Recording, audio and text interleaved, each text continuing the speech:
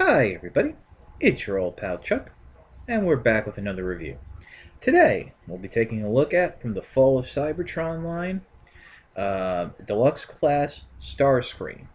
Um, this version of the character is based on his in-game model, which is their take on the Cybertronian Tetrajet. I still think that the titanium line pulled it off a little bit better, but that's because that one skewed more towards the Sunbow cartoon War Within comics. I do like this figure. It's a little controversial. Some people have said it's the savior of the Fall of Cybertron line. Others have said it's not all it's cracked up to be. I think it's a fine figure.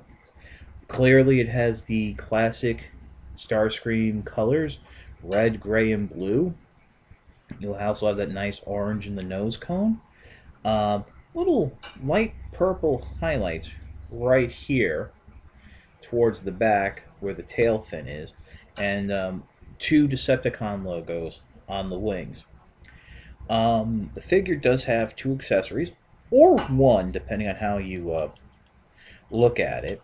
It's these little individual tri-tip Gatling guns. What's interesting is a lot of these Fall of Cybertron figures do not come with the weapons they use in the game, but they come with in-game weapons. The idea is, to swap them around or whatever.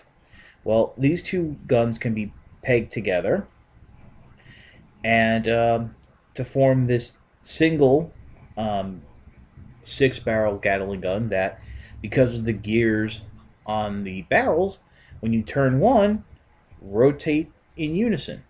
Very nice. He can't hold that, but we'll get to that more when we get to robot mode. Really nothing more to show in vehicle mode. I mean, that's the top, that's the bottom. If you're familiar with not Machine Wars, but the G2 Starscream or RoboMaster's Smoke Sniper, I think it was, or even Energon Smokescreen. Very similar transformation, although not as aggravating, which we're going to get to right now.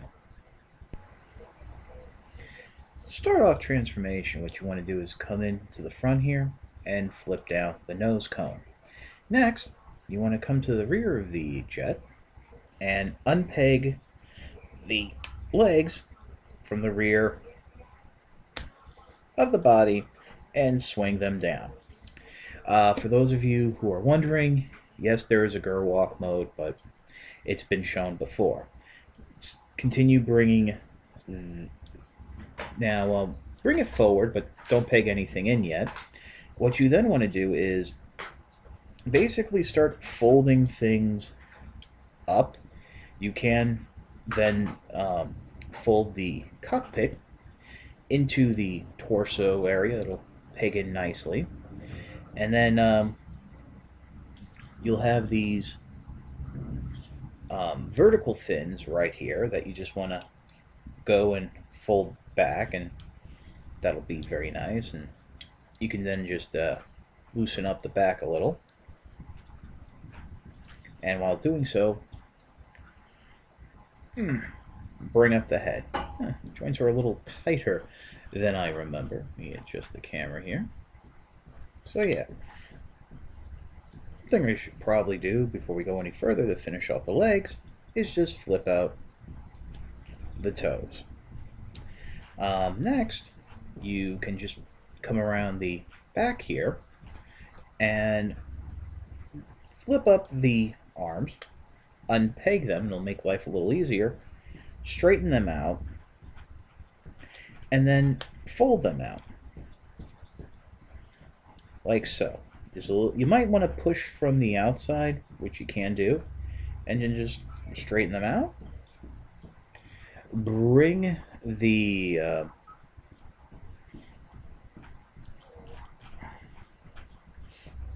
basically, now this is where it gets a little tricky. There's like a double joint, and you want to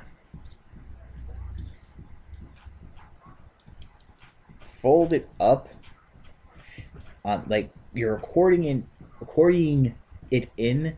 I'm not sure if you can see. I can move that arm down for you. You can see a little better. and you just want to bring it in, up, and down, and then peg it in, and then fold these red pistons or what have you back. Really not going to peg into anything, but they'll just sit there. You can then, of course, bring the arms down and rotate them around, bringing the elbows forward and the fists into position. And there we have Starscream in his robot mode. The one aspect of this figure that gets a lot of attention is what I'm showing you right now, and that's his head. Tremendous light piping. Here, let me show you with my finger. Just boom, like that. Incredible light piping. The head does rotate, by the way, only left to right due to the transformation. He has ball-jointed shoulders, double-jointed elbows. So depending on how you bend them, you can get like some gorilla arms or more normal-looking arms. Very unique detail on the fist. I'm not sure if this is really showing up at rivets and what have you. Just very never really seen Starscream like that.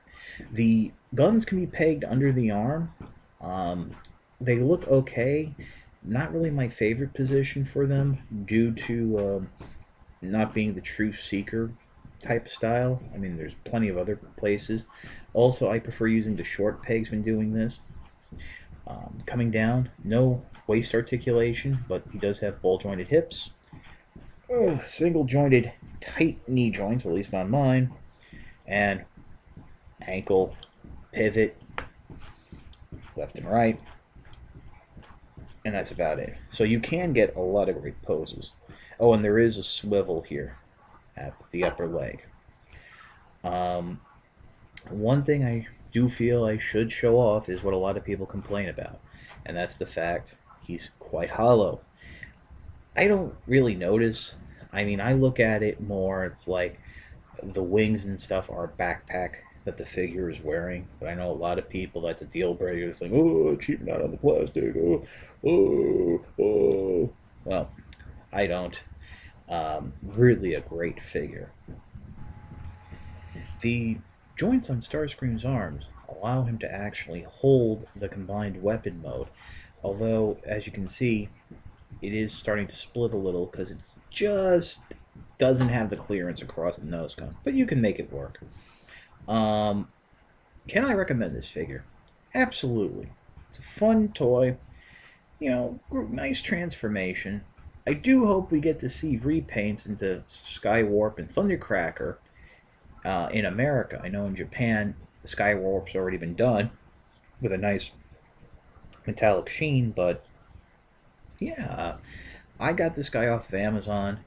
I mean, I have to tell you, it took me a while because for a while he was going for like $25, $30, and then what would happen is stores would get him in, the price would drop to retail, start selling again, price would shoot back up.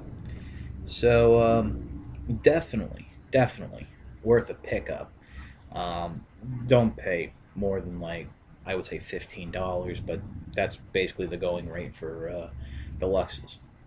So it's your old pal Chuck for Starscream. We'll see you next time.